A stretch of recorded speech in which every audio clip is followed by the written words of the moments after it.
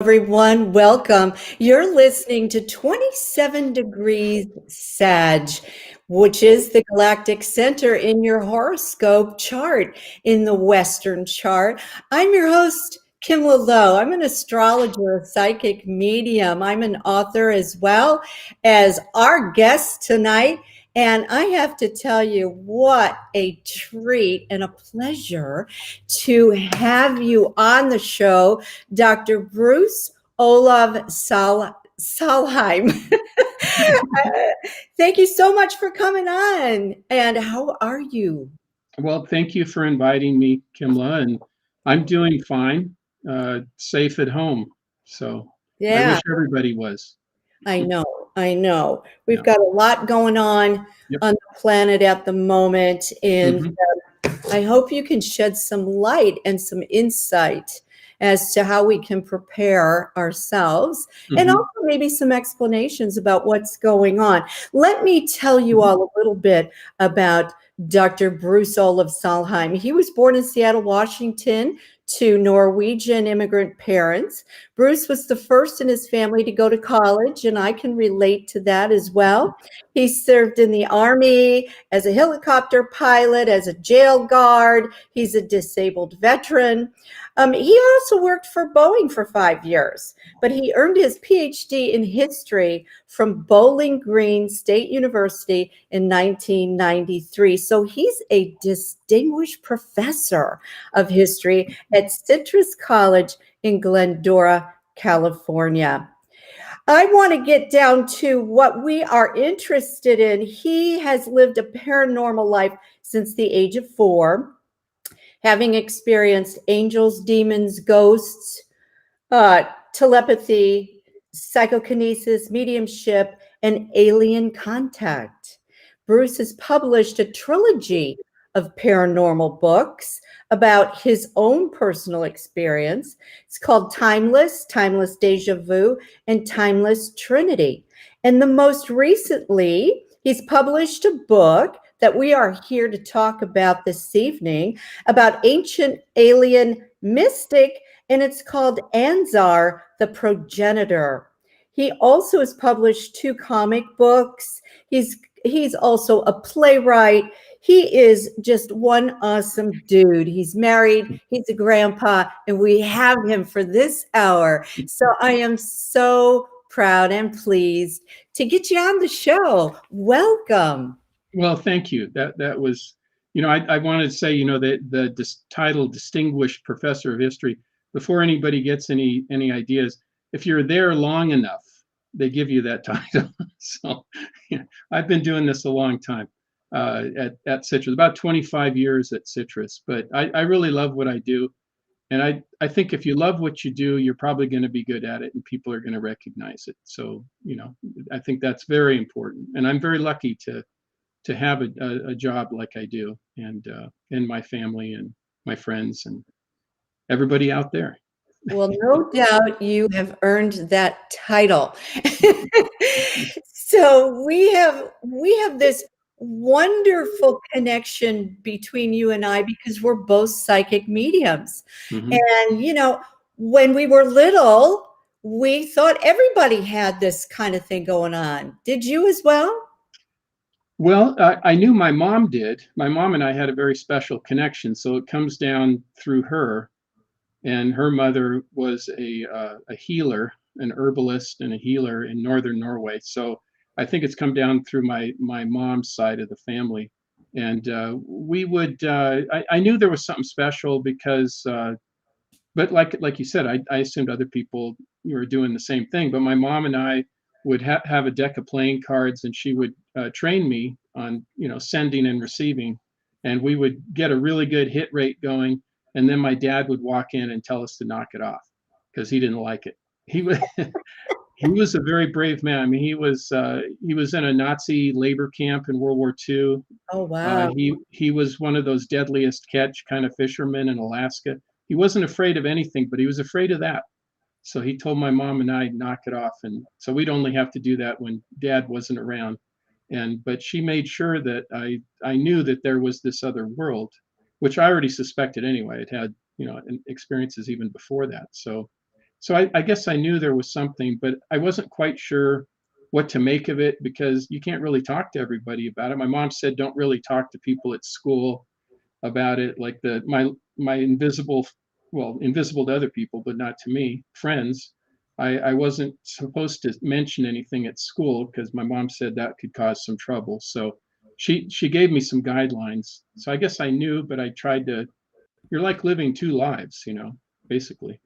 Yeah, isn't that a fact? Hmm. That is, that really is. And you have to, I think I was trained in observation mode when I Hmm. was really young. You just observe, Hmm. and if you see, things that other people don't see behind them or whatever, Hmm. you just sort of acknowledge, but yet, observe. Yeah. You go into that mode so much.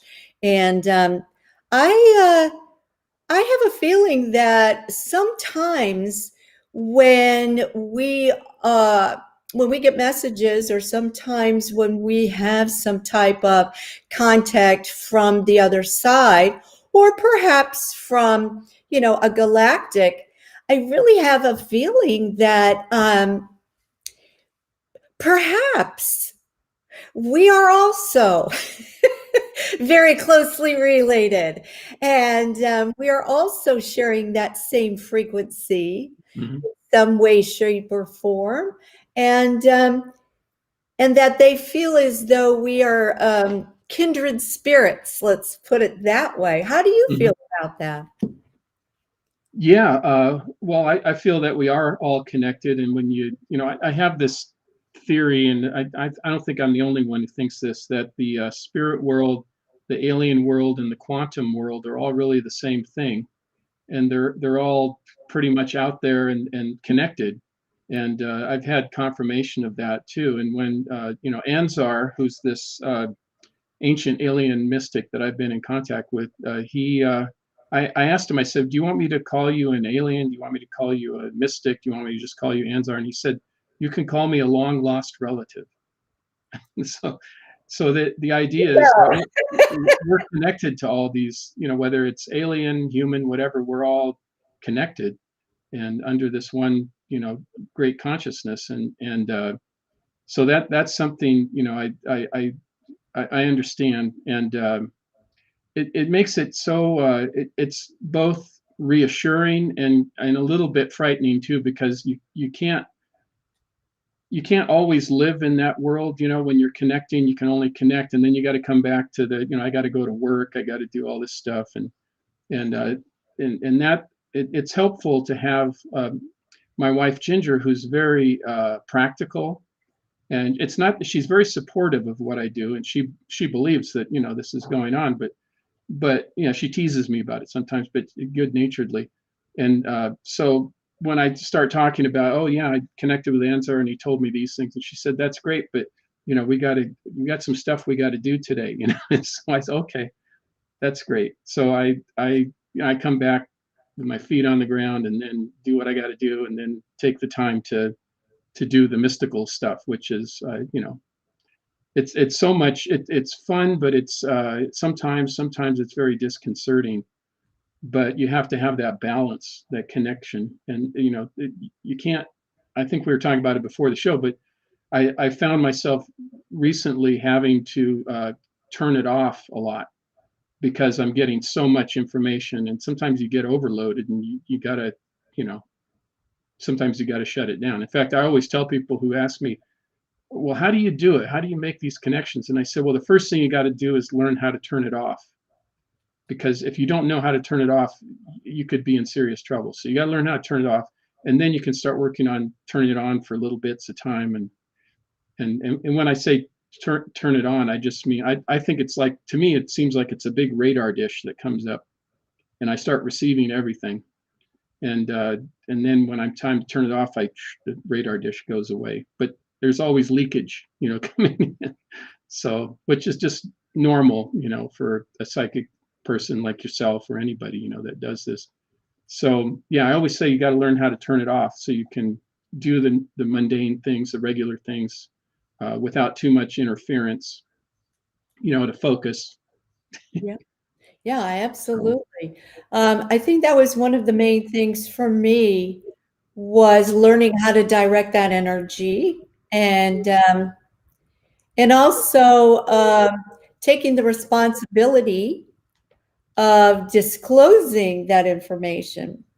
Yeah. So that's where these creative books and things come in where I think what a wonderful way to connect with the public through a creative project like writing or your Mhm. screenplays or Mhm. any of these kinds of things where you're able to and you were saying you're able to blend in a little bit of Mhm. that with a little bit of fiction and Mhm.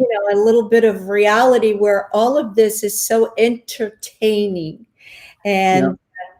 and entertaining yet thought provoking. Yeah. Yeah. Yeah. And you know, even when you're writing fiction, it has to be truthful.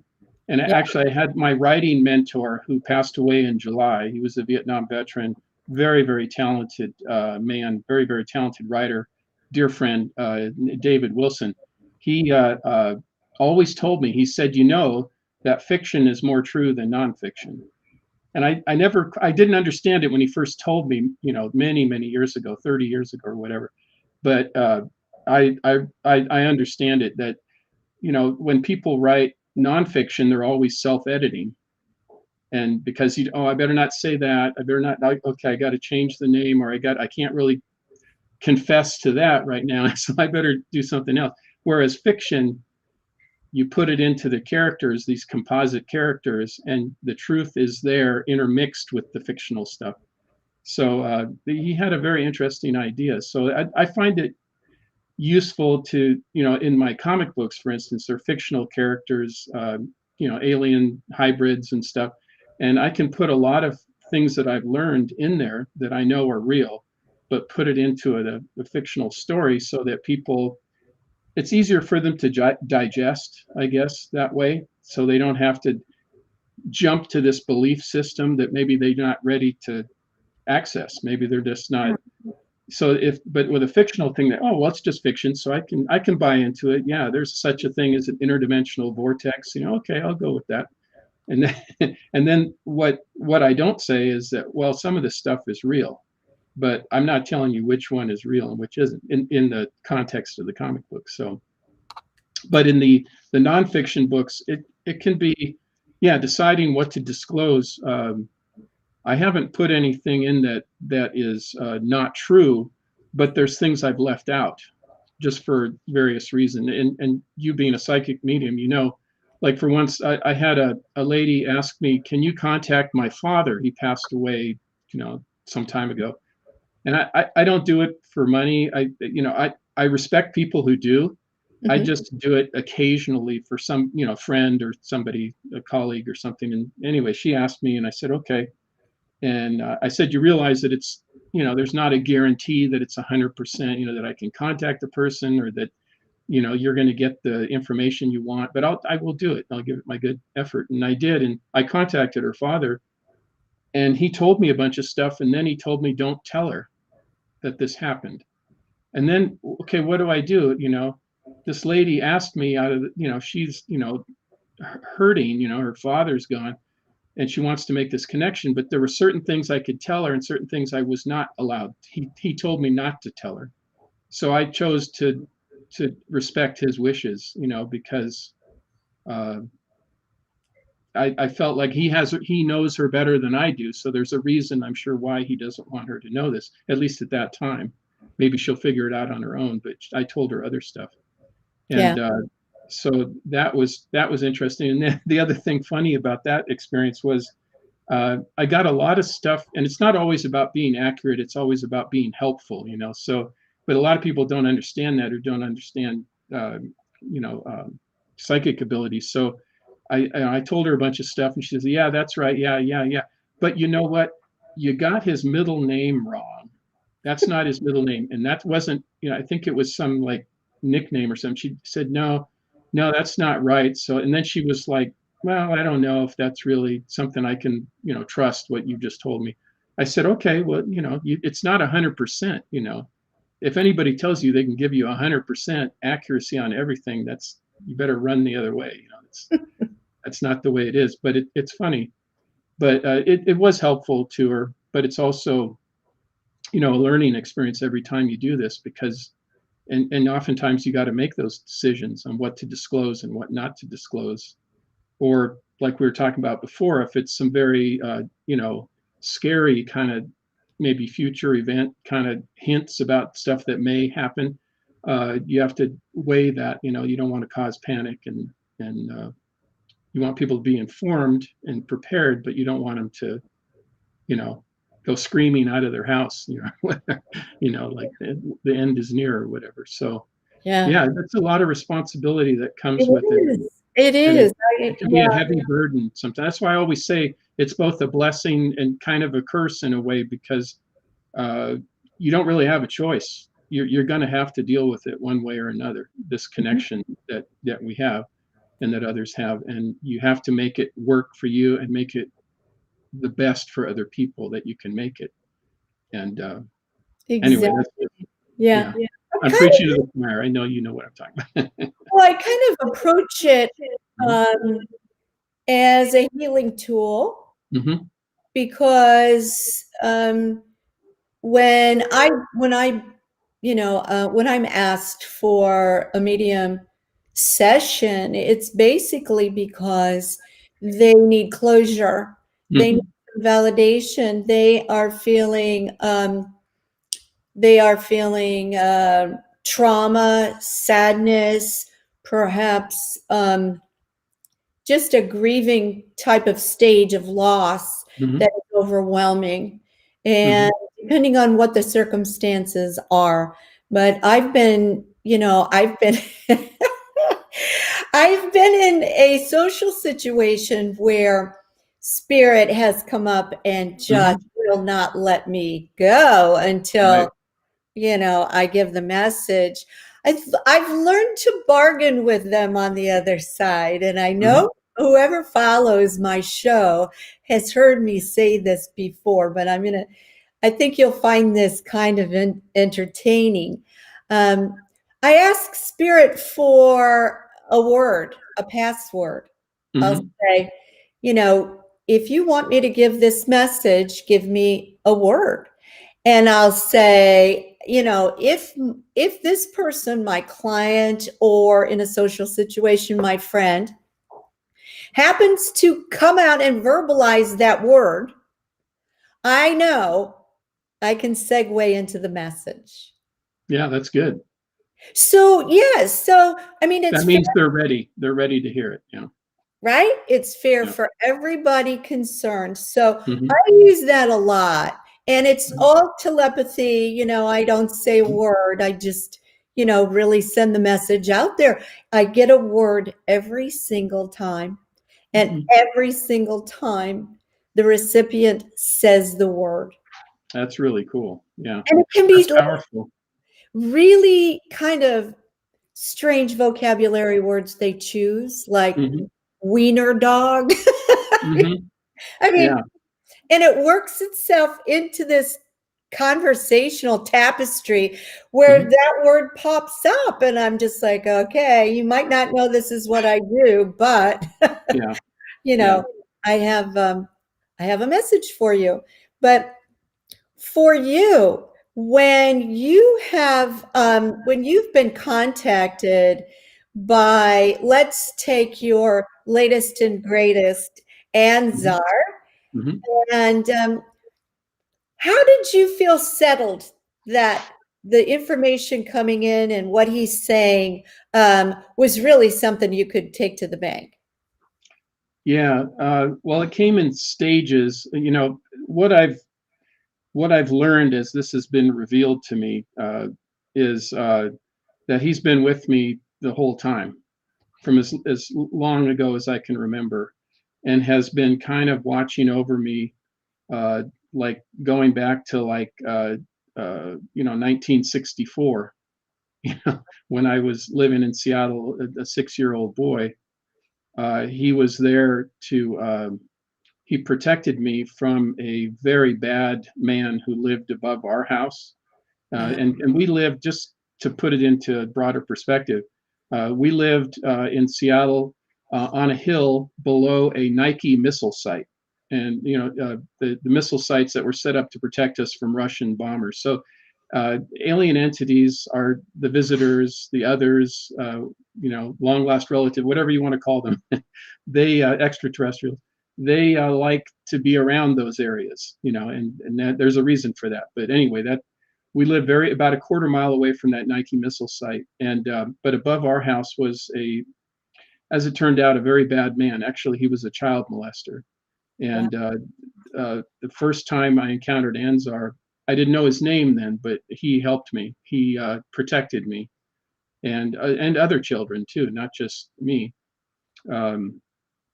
But that was the introduction, and it took me a while to figure out what his name was, because that didn't come till later. Actually, the more recent contact with him was in '97. I had a vision, and it was a sudden, spontaneous vision. I wasn't out there, okay, let's put up the radar dish. It was spontaneous, and it was very, very powerful, like it was a bolt of lightning. And I saw him, and he talked to me, and he had this kind of proto-human look, and he was revolving in space, and he had like this coarse kind of material robe, and he told me his name was the progenitor. That's what he told me then. He said, "I am the progenitor," which means the first, the one who originates everything. And then he told me how the worlds are connected. Quasars go into black holes, then go into quasars in another dimension. He gave me all this, the download of all this information. I wrote down as much as I could remember. I drew a picture of him, and then I was so flabbergasted, because I wasn't like practicing psychic stuff. I was just it was in the back of my mind. I kind of, because I had so many things going on in my life. I was in the Army, which isn't a good place to talk about being a psychic, unless you get taken away by the CIA or something, and or at Boeing. You can't tell them, oh, by the way, I talk to dead people too. Oh yeah, okay, well, there goes your security clearance. So it was always filed away. That other life was there. Yeah. And but in '97 I had that very profound experience, and I didn't share it with anybody. My mom had already passed away, so I couldn't share it with her, at least not in this world. And then when I was with a colleague early in like 2000, year 2000, I was at Citrus College, and there was this lady. She was a professor, very nice. She was an anthropologist, so she studied ancient religions and stuff. And I thought, okay, this would be a good person to, I guess the word would be, come out to, right? And say, okay, I think you might want to hear this. And she goes, oh, I'm all ears, And I told her about the progenitor. I didn't know his name was Anzar yet. And I even showed her the picture. I said everything. And she looked at me and she said, you're a pretty spacey dude, aren't you? And I said, okay, yeah, just kidding, never mind. And she said, you got a good imagination. I said, okay. And I learned pretty quickly that you have to be careful who you reveal this information to, because some people, even people that you think would be accepting, would not be. So that was the first time I tried to reveal it, and I continued to have experiences until my friend passed away, Gene Thorkelson. He's a dear friend of mine, Norwegian American. We grew up together. He passed away in 2016. And a month after he passed away, he came to me in a vision, another very startling vision. And he told me that he told me a lot of stuff, but anyway, to the point of this story, he told me it was time to start telling my stories, telling my truth, as people say, to reveal this stuff. It was time, and don't be afraid, because I had been afraid for losing my job or my security clearance, whatever. And he said, no, it was time. And he even gave me the name of the book. He said, you should call it Timeless. He said, because where I am, there is no future, there's no past. It's just all now. Everything's together. And so he explained it to me, and I'm still in contact with him. Every time I do a spirit walk, I'm in contact with Gene, and he advises me. He's one of the the few that I talked to.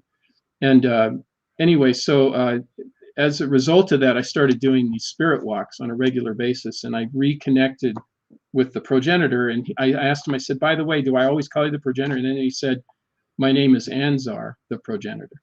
And then he explained who he was and where he was from and why we're connected. And so that's kind of how all that, it just, and then from that, I realized that, oh, he was, and then I confirmed it with him. I said, were you there in 1964? Yes.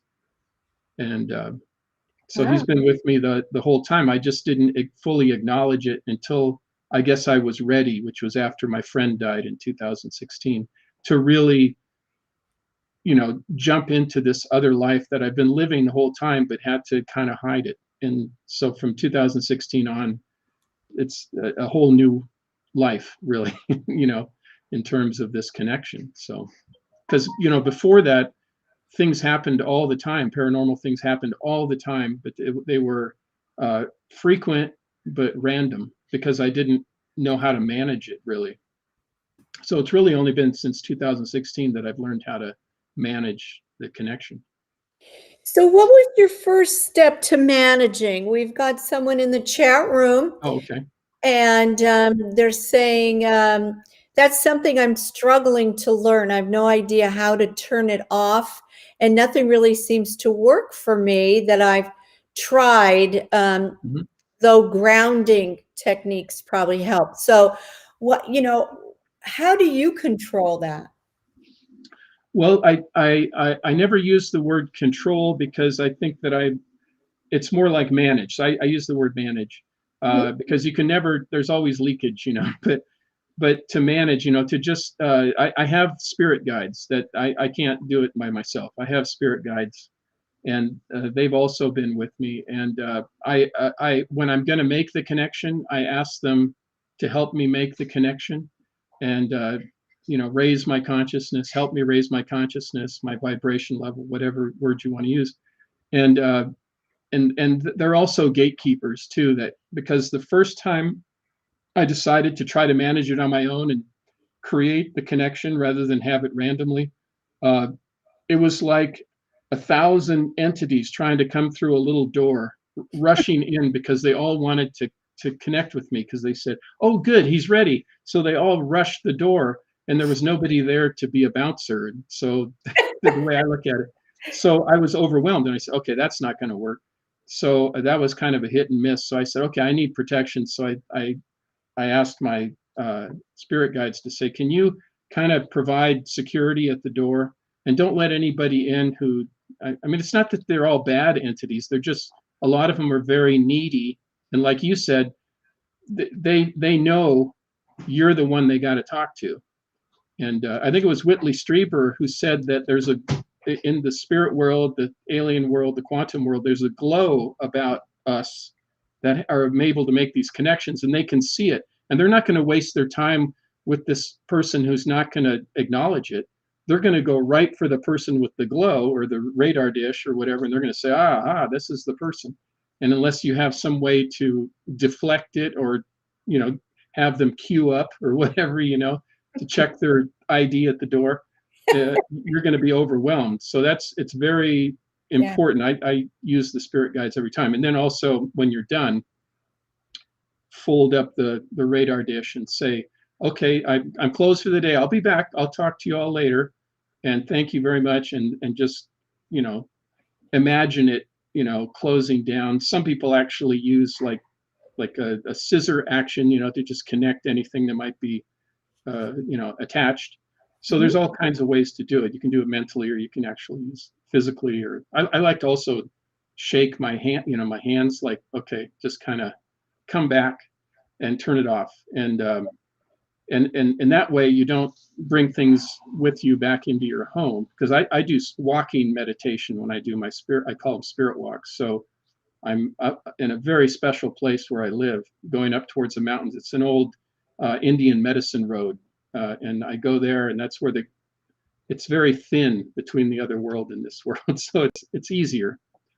I mean, I could do it probably anywhere, but it just makes it easier to do it there.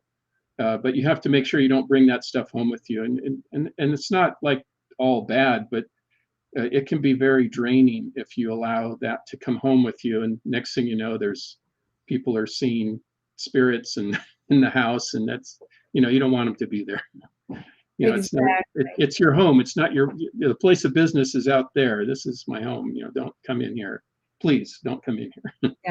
Yeah. That's the There's best way I can describe it. You know. Yeah, yeah, yeah. So there's a kind of a portal that I've heard as well, that opens up, Mhm. and because we're on planet Earth, and because this is a planet of free will and free choice, Mhm. we can open it up and close it down when we want to, Yeah. and they have to acknowledge that and respect that. So for any of you out there that are wanting to open your crown chakra and your portal or your satellite dish, know that you can always close that down with Yeah. your free will, and especially at certain times when there's a lot of people around you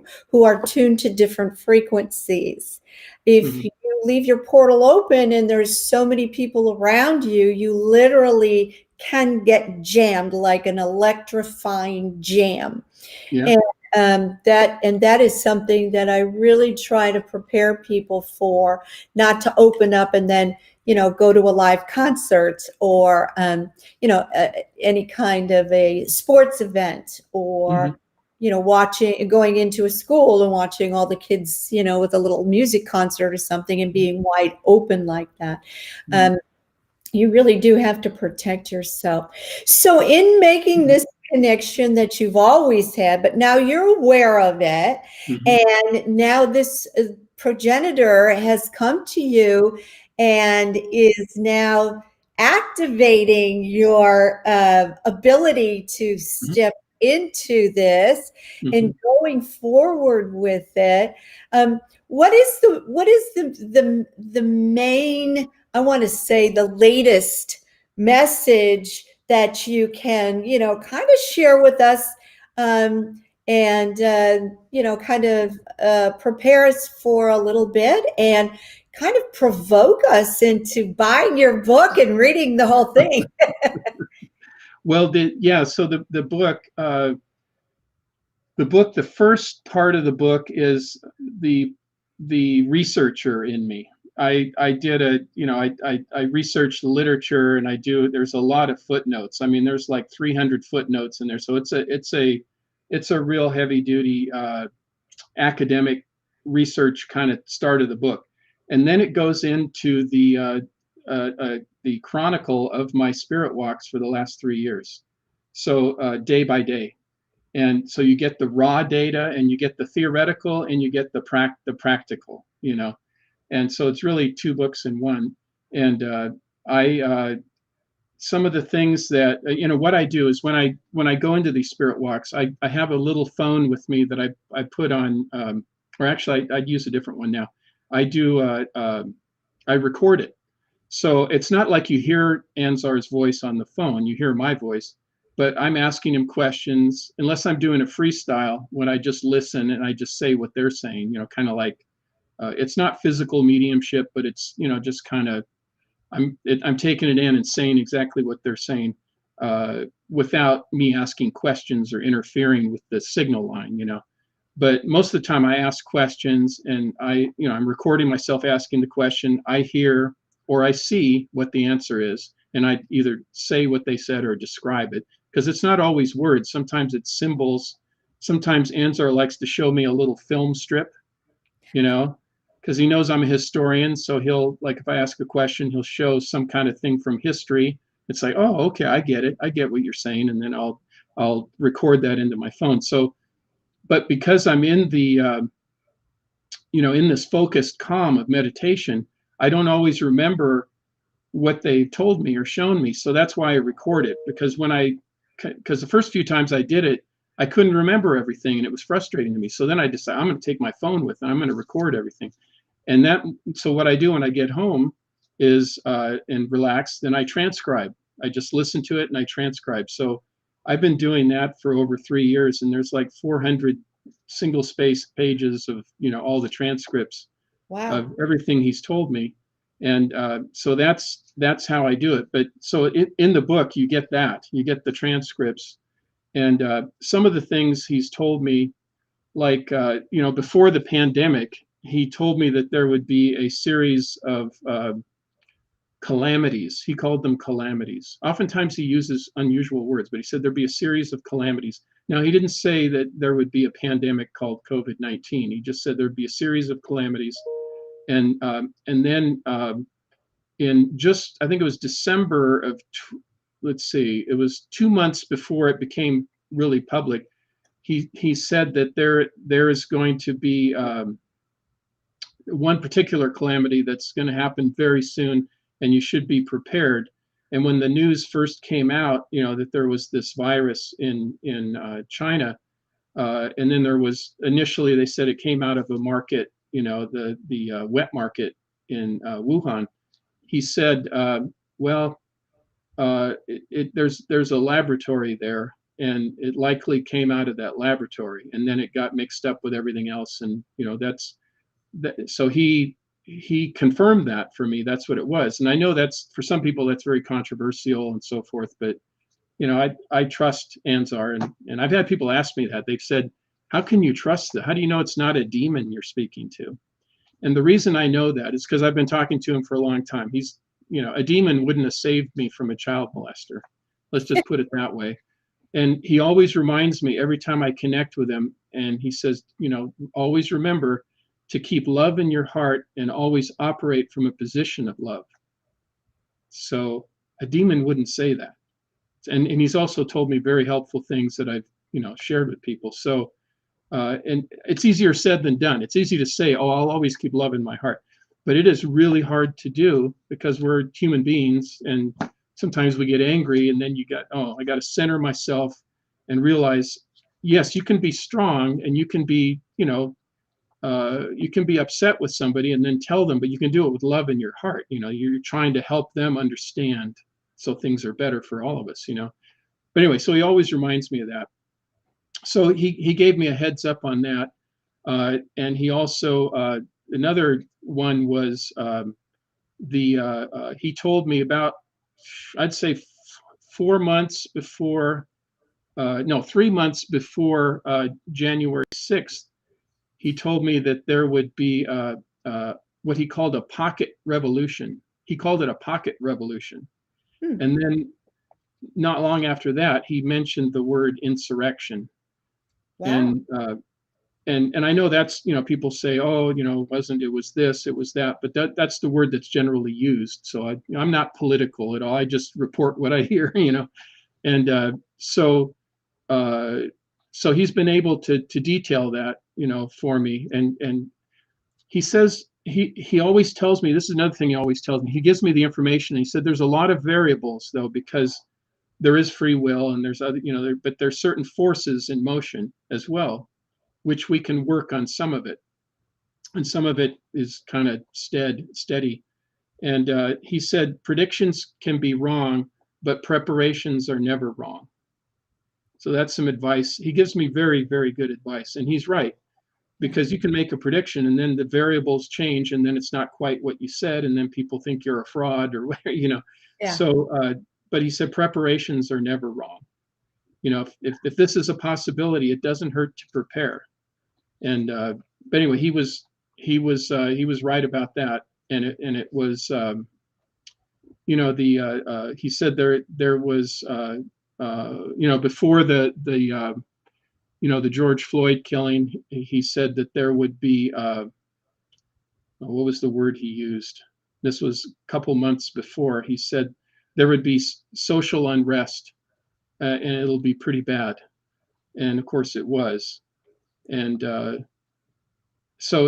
but recently, what he's been telling me, and this is before Russia attacked Ukraine. He said that that China and Russia and Iran are forming And he put it into my language as a historian that I would understand. He said, China, Russia, and Iran are forming the new Axis powers. And he said, you understand World War II? And I said, yeah. And he said, you know, the Axis powers, you got Nazi Germany, you have Imperial Japan, and you had fascist Italy. And he said, the roles are changing now. You got in the role, it's kind of like a play is written, right? That's kind of the way I see it. In the role of Nazi Germany is Putin's Russia. In the role of Imperial Japan is Communist China, and in the role of Italy, of fascist Italy, is Iran. And he said there's similar roles. It's just a different time, and the characters are the actors are different, but it's the same kind of roles. And he told me that one of the scary things he told me is that that there would be this would lead to a major conflict, which we already have, and it's only getting worse. And I don't want to scare people, but he said that all the ingredients are there for what some people are calling a third world war. So that's what I'm hearing, and it's very scary. But I think at the same time we have to acknowledge that all the earmarks are there, all the indicators are there, and people are always. And he also has told me, he said, your government or human beings are usually 2 steps behind where they need to be. So we always react. We wait until. And we see that with not only with our government, but with other, allied governments. We see they're kind of 2 steps behind.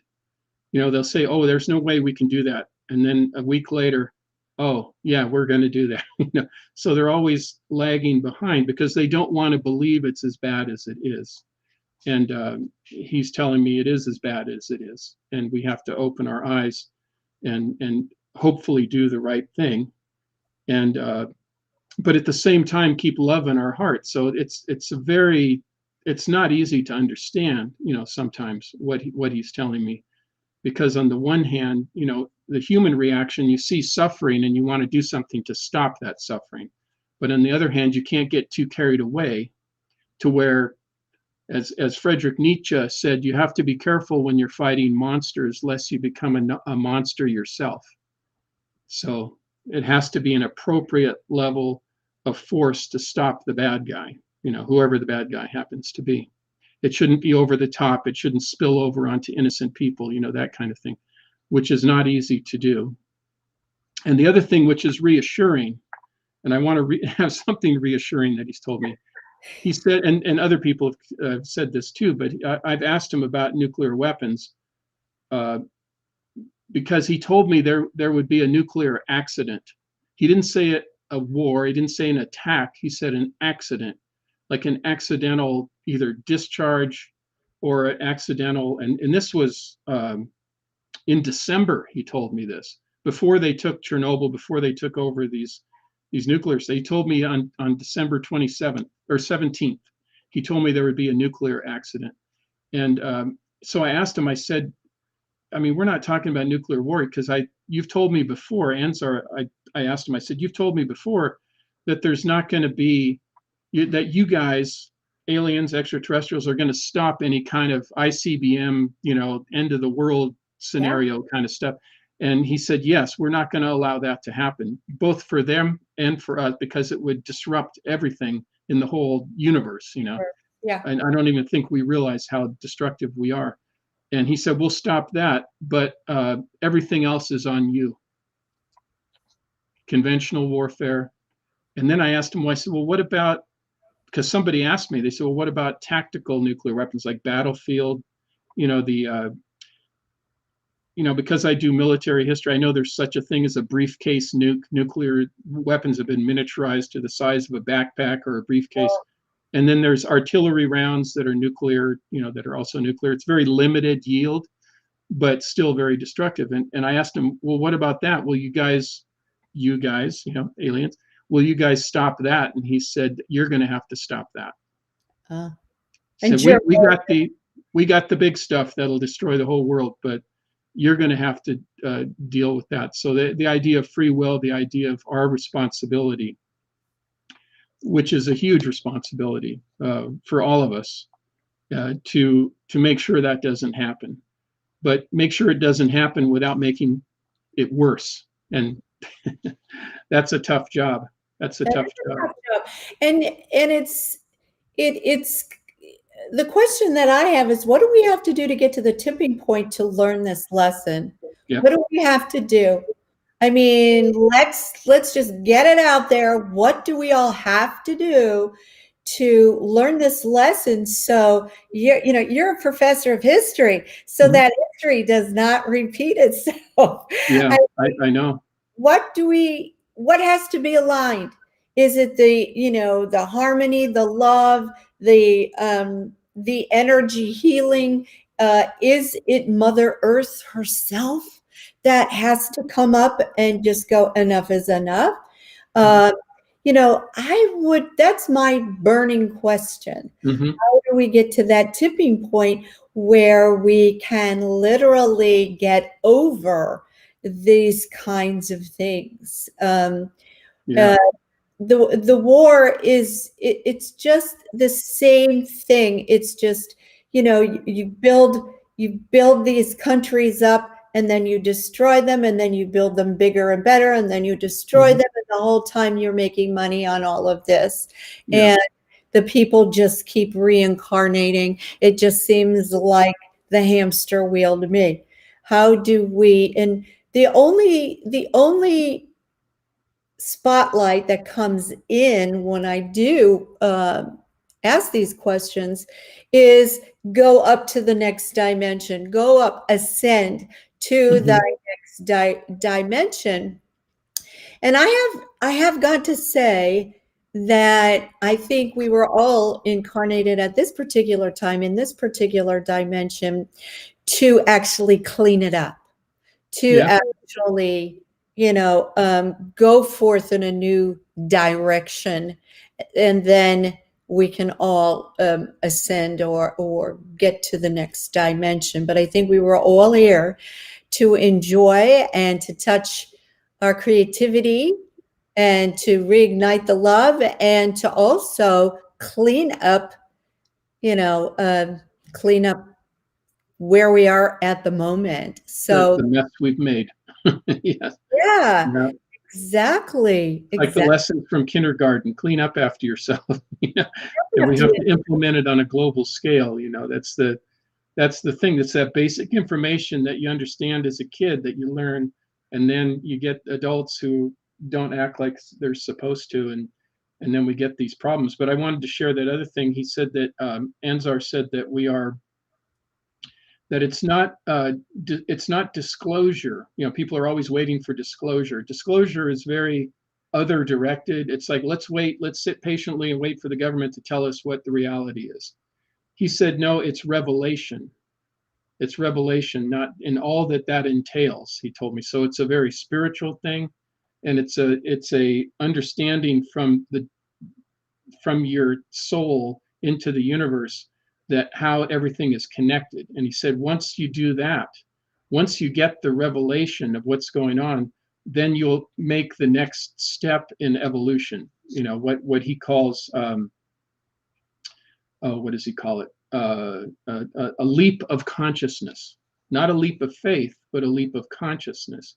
And exactly what you're talking about. And that's what we are heading there. So the good news, I want to say something good, is that eventually we're going to get there, but it's going to be a bumpy road before we get to that point where everybody realizes this is madness. What's going on is madness, and they'll take that leap of consciousness. We'll take it together. So people like you and me and other people that I know in a group that I belong to called CERO, which is Close Encounter Resource Organization. They're all contactees and abductees, and they they understand that there's a mission. All of us understand there's a mission that we have to accomplish, and it's to help people take that leap of consciousness, because once they do, then everything will be better. We'll understand that what we've been doing is foolish, and we'll be able to clean up, and before it's too late. So that the help that we're getting is they're not going to let us annihilate everything. because that's, they'll do that, but they don't, because I had somebody ask me, they said, well, if they can do that, why don't they just help us do everything? And I said, because then we learn nothing. We don't, I mean, when you instruct a child, you got to teach them ultimately to be independent, and they have to make good decisions themselves. You can't do everything for them for their whole life. So they want us to take that responsibility and make that leap. And you need to have the responsibility to make the leap of consciousness. And then he said that, what did he call it? He called it I'll think of it in a minute. But anyway, that's the good news, is that ultimately we're going to get there. But it's up to us to how tough of a road we want to go before we get there. How many hard lessons do we? And we've had so many hard lessons. I mean, I mentioned earlier that my parents lived through World War II, where over 100 million, probably 100 million people died in World War II. 54 million died in World War I. World War III, it might be even worse. So do we really want to do that, or are we ready?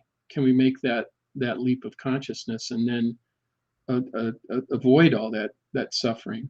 And I hope we do. And but at the same time, we have a responsibility to protect the innocent. I was in the active army for 6 years and 2 years in the reserves, and I take my oath very seriously. And what I've always thought is you have to protect the innocent, and you don't go out of your way to make problems. You got to protect the innocent. And I think we see what's going on. What Russia's doing in Ukraine, and obviously you want to stop that. You want to do something to stop it. You don't want to make it worse, but you want to stop it. And a lot of people feel frustrated. What can I do? And like, I have a friend in, going back to comic books, in my latest comic book that hasn't come out yet, she's a young artist. She lives in Poland, and her friends and her family are having Ukrainian families live with them because they have no place to go. They've lost their homes and everything. And so what little thing can we each, if everybody does a little thing? So I said, well, what do those Ukrainian families that are living with your family and friends, what do they need? And it could be they just, they need a little money. They need something to get their child some clothes, or because they just left with like one suitcase apiece, I think. And that's all they have, or a backpack. And if everybody makes good things happen and does good things and kind things every day, that'll help make that leap of consciousness and put us into a different direction and mindset.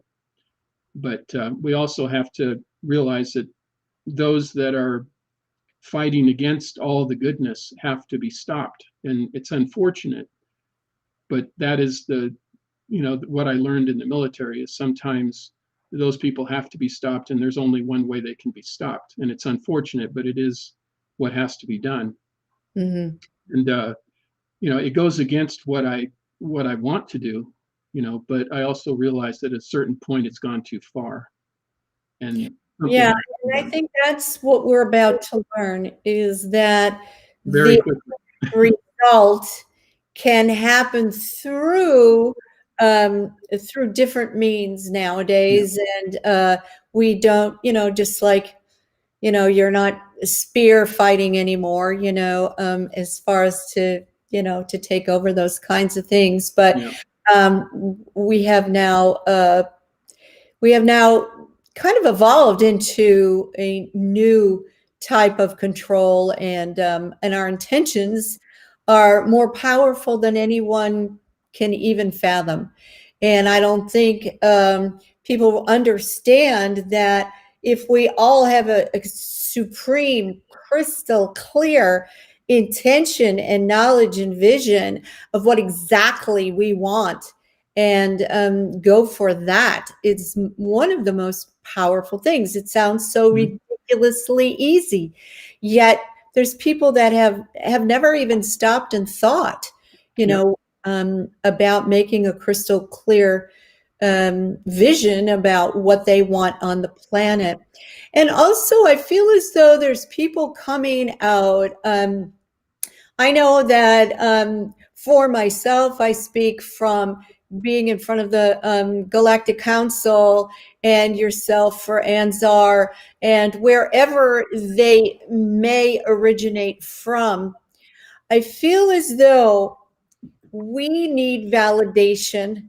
All of us that are feeling this and hearing this, and it may not, maybe disclosure is not the right word, but I feel as though we need validation that we are evolving. We're on the right track. Yep. I mean, and I feel as though if you are a light worker out there and you're meditating and you are opening up, share your validation with others, because we all need to know that this interdimensional tapestry that we are all a part of is so important, and that we are on the right track, and we're not getting pulled into the underworld or any of that. So I think more than anything, I would like to have that disclosure word changed to validation. I really would. I like the word validation. It's it's similar in a way to revelation without having the religious overtones. Because when you say revelation, people think, oh, the Book of Revelations, but there's different definitions of revelation. But it is spiritual in a sense, not necessarily an established religion kind of sense, but of the spirit. This idea that it comes from inside, this understanding of the interconnectedness. And I just remember the other thing he told me. He said, after this leap of consciousness comes an era of reconversion. That's what he calls it, an era of reconversion. And I've asked him to just explain it, because it sounded really cool, but what do you mean? And because oftentimes he talks over my head, and I got to, okay, I'm just a plain, I'm just Bruce, help me. And he said, when your modern science and technology and understanding matches with what the ancient people already knew, when you acknowledge their wisdom and you combine them, that's the reconversion.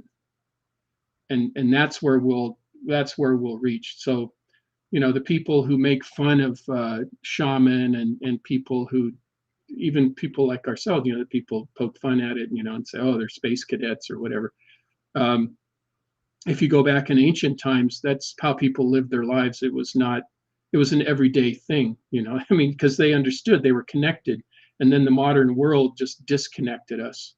Or like I had to learn how to put that aside, like my mom said, you can't talk to your teacher about this stuff, because they're going to think it's something scary or whatever. And well, it is scary to people if you don't understand it. You don't understand that it's good, although there is bad paths, and I've encountered those along the way. But yeah, the era of reconversion, which I think is exactly what you're talking about, and it takes a lot of, good things happen because good people work very hard to make them happen. Yeah, and you know what, Bruce? This sounds like the tipping point I was asking about. That sounds like that's the tipping point. Reconvergence. Wow. Yeah. That's awesome. That's what, and I can't take credit for it. That's Anzar that said that. I'm just the interpreter, I'm passing on the message. We need messengers, and I know that when I work with my clients, they are very grateful for the messages that come down, especially for them and for, to use for healing purposes as well. Well, we are almost out of time. I can't believe the show went so quickly. How do people get a hold of you and your books and everything else that you've got going on? Well, they can go to I have a website that kind of collected everything. My personal website, my first name, Bruce, and then middle name, Olav, Olav, and then my last name, Solheim, Solheim. So BruceOlavSolheim.com. And all my books are there. The comic books are there. The plays are there. The music is there. All the stuff I do is there. Or you can go to Amazon or Barnes and Noble and look up Solheim Timeless, and you'll find all those books. And Snark is on Amazon too. But so that's there, and so that, and also how to get a hold of me if they want to email me and stuff like that. So that's there. Oh, awesome. Yeah. Well, I just want to say thank you so much for coming along with us for this hour and enlightening us and passing along those wonderful messages from your friend Anzar. And I just want to say one thing real quick. We do have a sponsor from freshandalive.com, and they are fabulous in scalar energy. If you're interested in getting a rest shield or a home shield that will be protecting of EMFs, and also this actually starts the scalar energy going for you. You can keep it in your bedrooms. It promotes longevity. And in these times when we have no idea what is coming at us next, we do need a little protection. So please go to freshandalive.com. My friend Ken Rolla is in charge of that, and he is the inventor, and he's got many, many more things on his website. Also my website, kimlalowe.com. Book a session with me. I also have products down there as well, and I share some of Ken's inventions on my website too. Well, everyone, thanks so much for coming along with us. And Bruce, you'll have to come back when you have your next creation happening. Yeah. I'd love to. My next comic book's coming out later this year. It's called Dr. Jekyll Alien Hunter, and it's a female lead character, because there's so few comics with a female lead character, and this is the one that's being illustrated by that young Polish artist. She's only 19 years old, and she's a brilliant artist. I can afford her now, but probably not in a few years. So, because good art is very expensive, and I'm not a good enough artist to illustrate my own comics. So, but she is awesome. She's going to be famous, I know. So, I can afford her now. But anyway, that's coming. So that'll be on the website too. So that'll be on the website. So make it a favorite for everybody out there, and keep track of Bruce Olav Solheim. Oh, it has been a pleasure. Everybody, thank you so much for coming and for being with us. Until next time, may the angels protect you and guide you. Thank you so much. Thank you. Good night, everyone. Good night.